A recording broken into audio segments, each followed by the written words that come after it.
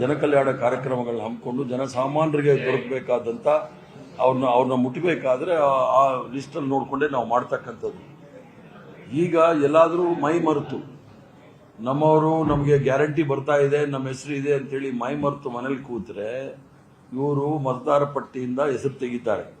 ಅದಕ್ಕೋಸ್ಕರ ಪುನಃ ಆ ಮತದಾರ ಪಟ್ಟಿ ನಡೆಯುವಾಗ ನಮ್ಮವರು ಸಹ ಪ್ರತಿ ಮನೆಗೆ ಹೋಗಿ ಯಾರು ಫಲಾನುಭವಿಗಳಿದ್ದಾರೆ, ನೈಜ ಫಲಾನುಭವಿಗಳಿದ್ದಾರೆ ಇಲ್ವಾ ಅನ್ನೋದನ್ನು ಕೂಡ ಮಾಡಬೇಕು ಅನ್ನೋದು ಮಾಡಿದ್ದಾರೆ. ಯಾಕಂದ್ರೆ ಮುಖ್ಯಮಂತ್ರಿಗಳು ಹೇಳಿರೋ ರೀತಿಯಲ್ಲಿ ಬಹಳಷ್ಟು ಜನ ಡೂಪ್ಲಿಕೇಟ್ ಹೆಸರಲ್ಲೂ ಸಹ ತೆಗಿತಾ ಇದ್ದಾರೆ. ಆದ್ರಿಂದ ಎರಡೂ ಸಹ ಅನುಕೂಲ ಆಗುತ್ತೆ.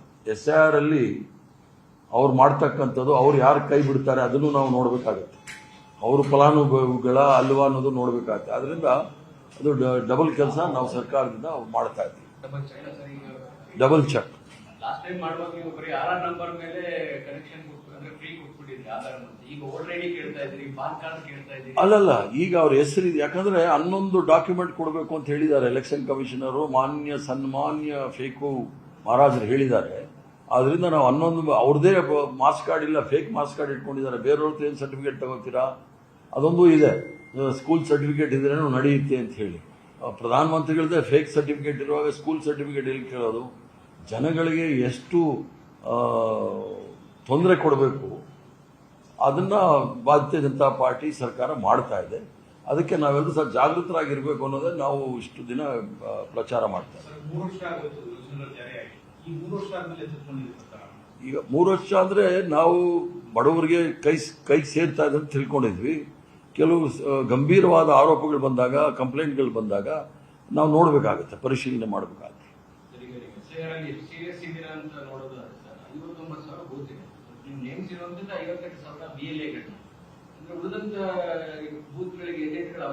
ಈಗ ಏಜೆಂಟ್ಗಳಿಗೆ ಅವಕಾಶ ಇದೆ. ಈಗ ಪೂರ್ಣ ಪ್ರಮಾಣದಲ್ಲಿ ಕೆಲವು ಕ್ಷೇತ್ರದಲ್ಲಿ ಅಲ್ಲಿ ನಾವೀಗ ಕೆಲವು ಕ್ಷೇತ್ರಗಳಲ್ಲಿ ಸೋತಿರೋ ಜಾಗದಲ್ಲಿ ನಮ್ಮ ಅಲ್ಲಿ ಯಾರು ಸರಿಯಾದವರು ಇಲ್ಲ, ಅದೆಲ್ಲ ಸ್ವಲ್ಪ ಕಮ್ಮಿ ಆಗಿದೆ, ಅದನ್ನು ಸರಿ ಮಾಡ್ತಾ ಇದ್ದೀವಿ. ಕ್ಯಾಂಡಿಡೇಟ್ ಇದ್ದಾರೆ, ಸೋತಿರೋ ಕಾರಣಕ್ಕೆ ಭಾರತೀಯ ಜನತಾ ಪಾರ್ಟಿ ಸದಸ್ಯರಿದ್ದಾರಲ್ಲ ಅವ್ರು ಮಾಡಕ್ ಬಿಡ್ತಾ ಇಲ್ಲ. ಸರ್, ಈ ರಾಮ ಮಂದಿರ ಲೂಟಿ ಪ್ರಕರಣದಲ್ಲಿ ಕರ್ನಾಟಕ ಕನೆಕ್ಷನ್ ಇದೆ ಅಂತ ಈಗ ಇಷ್ಟು ದಿವಸ ನಾವು ಇಡೀ ದೇಶದಲ್ಲಿರೋ ಯಾವುದೇ ದೇವಸ್ಥಾನ ಎಲ್ಲ ಹೋದ್ರೂ ಕೂಡ ಚಪ್ಪಲಿ ಕಳ್ಳರಿದ್ದಾರೆ, ಎಚ್ಚರಿಕೆಯಿಂದ ಇರಿ ಅಂತ ಇದ್ರು. ಇನ್ಮೇಲೆ ಯಾವುದೇ ದೇವಸ್ಥಾನಕ್ಕೆ ಹೋದ್ರೆ ಹುಂಡಿ ಕಳ್ಳರಿದ್ದಾರೆ, ಎಚ್ಚರಿಕೆ ಅಂತ ಬೋರ್ಡ್ ಹಾಕ್ಸ್ತಾರೆ ಬಿಜೆಪಿ ಅವ್ರು ಬಂದ್ಮೇಲೆ. ನಾವು ಹೇಳ್ತಾ ಇರೋದೇನು ಅಂದ್ರೆ, ರಾಮನ ಹೆಸರಲ್ಲಿ ಇವರು ಲೂಟಿ ಹೊಡಿತಾ ಇದ್ದಾರಲ್ಲ, ಇದುವರೆಗೂ ಯಾರನ್ನಾದ್ರೂ ಕ್ರಮ ತೆಗೆದುಕೊಂಡಿದ್ದಾರೆ? ಇಷ್ಟು ನಿಧಾನವಾಗಿ ಹೋಗೋದು ಯಾಕೆ? ಗತಿ ಸ್ಪೀಡಲ್ಲಿ ಹೋಗ್ತಾ ಇದ್ದಾರೆ, ವೇಗದಲ್ಲಿ ಹೋಗ್ತಾ ಇದ್ದಾರೆ. ತಕ್ಷಣ ಕ್ರಮ ತೆಗೆದುಕೊಳ್ಬೇಕು. ಇದರಲ್ಲಿ ಯಾರ್ಯಾರಿದೆ, ಎಲ್ಲಿ ಹೋಗುತ್ತೆ 200 ಕೋಟಿ ಅಂತೇಳಿ. ಅದು ಕರ್ನಾಟಕದವರೆಗೂ ಸಹ ಬಂದಿದೆ. ಕೆಲವರಿಗೆ ರಿವಾರ್ಡ್ ಕೊಟ್ಟಿದ್ದಾರೆ. ಅವರು ಗೋಹತ್ಯೆ ಕಾನೂನು ವಿಚಾರದಲ್ಲಿ ಬಿಲ್ ಪಾಸ್ ಮಾಡಿದ್ರು ಅಂತ ಹೇಳಿ ಕೆಲವರಿಗೆ ಅವ್ರಿಗೆ ಇದು ಕೊಟ್ಟಿದ್ದಾರೆ, ಅವಾರ್ಡ್ ಕೊಟ್ಟಿದ್ದಾರೆ. ಬಹಳ ಆಳವಾಗಿ ಅದು ನಾವು ಈಗಾಗಲೇ ಹೇಳಿದ್ದೀವಿ. ಸುಪ್ರೀಂ ಕೋರ್ಟ್ ಜಡ್ಜ್ ನೇತೃತ್ವದಲ್ಲಿ ಇದು ತನಿಖೆ ನಡೀಬೇಕು ಅಂತ. SIT ಎಲ್ಲ ಸುಮ್ಮನೆ ಕಣ್ಣೊರ್ಸಕ್ಕೆ, ಯಾವುದಾದ್ರೂ ಒಂದೇ ಒಂದು ವಿಚಾರ ಮಾಡ್ತಕ್ಕಂಥ ಸಂಸ್ಥೆಗಳು ಭಾರತೀಯ ಜನತಾ ಪಾರ್ಟಿ ನಾಯಕರನ್ನ ಮಾಡಿದ್ಯಾ? ಇದರಲ್ಲಿ ವಾಷಿಂಗ್ ಮೆಷಿನ್ ಇಲ್ಲ. ನಾವಂತೂ ಆ ವಾಷಿಂಗ್ ಮೆಷಿನ್ ಅಲ್ಲಿ ಅವ್ರನ್ನೆಲ್ಲ ಹಾಕೋದೇ ಇಲ್ಲ, ಅವ್ರನ್ನೆಲ್ಲ ಜೈಲಿಗೆ ಕಳಿಸ್ಬೇಕು. ಕರ್ನಾಟಕ ಕನೆಕ್ಷನ್ ವಿಚಾರದಲ್ಲಿ ಅಖಿಲೇಶ್ ಯಾದವ್ ಮಾತಾಡುವಾಗ ಅನ್ರಿಜಿಸ್ಟರ್ಡ್ ವ್ಯಕ್ತಿಗಳಿದ್ದಾರೆ ಕರ್ನಾಟಕದವರು. ಅಲ್ಲ, ದೇಶದ ತುಂಬಾ ಅನ್ರಿಜಿಸ್ಟರ್ಡ್ ಸಂಸ್ಥೆಗಳೇ ಈ ತೊಂದರೆ ಕೊಡ್ತಾ ಇರೋದು. ಅದನ್ನೇ ನಾವು ಹೇಳ್ತಾ ಇದ್ವಿ, ಎಲ್ಲರೂ ಸಹ ಸಂವಿಧಾನದ ಚೌಕಟ್ಟಿನಲ್ಲಿ ಎಲ್ಲರೂ ಸಹ ನೋಂದಣಿ ಮಾಡ್ಕೊಳ್ಬೇಕು. ಒಂದು ವ್ಯವಸ್ಥೆ ಇದೆಯಲ್ಲ, ವ್ಯವಸ್ಥೆಯಲ್ಲಿ ಹೋಗ್ಬೇಕಾಗುತ್ತೆ. ಅದು ನಂಬಿಕೆ, ಮೂಢನಂಬಿಕೆ, ಅಂಧಭಕ್ತರು ನಡೆಯೋದಿಲ್ಲ.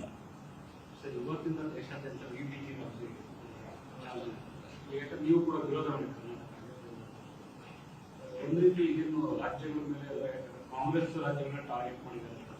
ಕಾಂಗ್ರೆಸ್ ನಾವು ಕಾರ್ಯಕ್ರಮ ತಂದಾಗ, ಮಹಾತ್ಮ ಗಾಂಧಿ ರಾಷ್ಟ್ರೀಯ ಉದ್ಯೋಗ ಖಾತರಿ ಯೋಜನೆ ಅಂತಂದಾಗ ಗ್ರಾಮೀಣ ಪ್ರದೇಶದಲ್ಲಿ ಇರ್ತಕ್ಕಂಥ ಕೃಷಿ ಕಾರ್ಮಿಕರಿಗೆ, ಬಡವರಿಗೆ, ಅವ್ರಿಗೆ ವರ್ಷಕ್ಕೆ 100 ದಿನಗಳ ಕಾಲ ಉದ್ಯೋಗ ಅವಕಾಶವನ್ನ ಕೊಡಬೇಕು ಅಂತ ಮಾಡಿದ್ವಿ. ಇವ್ರು ತಂದಿರೋದು ಉದ್ಯೋಗ ಅವಕಾಶಗಳನ್ನೆಲ್ಲ ಮುಗಿಸಕ್ಕೆ. ಯಾಕಂದ್ರೆ ಅವರ ಬಂಚ್ ಆಫ್ ಥಾಟ್ಸ್, ಗೋಲ್ವರ್ಕರ್ ಅವರ ಸಿದ್ಧಾಂತನೇ ಅದು, ಬಡವರ ಬೆನ್ನು ಮುಡಿದ್ರೆ ಅವರೆಲ್ಲರೂ ನಮ್ಮ ಗುಲಾಮರಾಗಿರ್ತಾರೆ ಅಂತ ಹೇಳಿ ಮನಸ್ಸನ್ನ ಗುಲಾಮರಾಗಿ ಮಾಡಲಿಕ್ಕೆ ಇದೊಂದು ಮೊದಲನೇ ಹೆಜ್ಜೆ ಇಟ್ಟಿದ್ದಾರೆ. ಅದನ್ನ ರಾಮ್ಜಿ ಮಾಡ್ಕೊಂಡು ಪ್ರಹ್ಲಾದ್ ಜೋಶಿ ಅವರು ಯಾಕಂದ್ರೆ ಸ್ವಲ್ಪ ಪ್ರೀತಿ ಅಂತ ಕಾಣಿಸ್ತಿದೆ. ಯಾಕಂದ್ರೆ ಹೇಳ್ತೇವೆ ಪದೇ ಪದೇ ಗೊತ್ತಿಲ್ಲ, ನೀವು ಓಲೈಕೆ ಮಾತಾಡ್ತಾರೆ. ಅವರು ಮಹಾನ್ ಪಂಡಿತರು, ಪ್ರಖರ ಜ್ಞಾನಿ, ಆಮೇಲೆ ಜಾತ್ಯತೀತ ತತ್ವದಲ್ಲಿ ನಂಬಿಕೆ ಇಟ್ಕೊಂಡಿರ್ತಕ್ಕಂಥವ್ರು. ಅವರ ಸಂಬಂಧಿಕರು ಬಿಜೆಪಿ ಟಿಕೆಟ್ ಕೊಡ್ತೀವಿ ಅಂತ 2 ಕೋಟಿ ರೂಪಾಯಿ ತಗೊಂಡಿರೋರು. ಇವರಿಂದ ನಾವು ನಂಬ್ಕೊಂಡ್ರೆ ಅವ್ರಿಗೆ ಭಾಳ ಪ್ರೀತಿ. ಪ್ರದೀಪೇಶ್ವರ ಅವರ ವಿಚಾರದಲ್ಲಿ ಸರ್ಕಾರ ಸರಿಯಾಗಿ ಆಕ್ಷನ್ ತಗೊಂಡಿದೆ ಅಂತ ಅನಿಸ್ತಿದೆ. ಅದು ಈಗಾಗಲೇ ಅದ್ರ ಬಗ್ಗೆ ಬಹಳಷ್ಟು ಚರ್ಚೆ ಮಾನ್ಯ ಮುಖ್ಯಮಂತ್ರಿಗಳು ಹೇಳಿದ್ದಾರೆ, ನಿಕಟಪೂರ್ವ ಮುಖ್ಯಮಂತ್ರಿಗಳು ಸಹ ಹೇಳಿದ್ದಾರೆ. ಅಷ್ಟಕ್ಕೆ ಚರ್ಚೆಗೆ ಬಿಟ್ಬಿಡೋದು ಒಳ್ಳೆಯದು. ಸರ್ಕಾರದಲ್ಲಿದ್ರೆ ಯಾರೋ ಹಲ್ಲೆ ಮಾಡಬಾರ್ದು ಅಂತಿದ್ಯಾ? ಕೆಲವರು ಕಾನೂನು ಕೈಗೆ ತಗೊಂಡ್ಬಿಡ್ತಾರೆ, ಏನು ಮಾಡೋಕ್ಕಾಗೋದಿಲ್ಲ.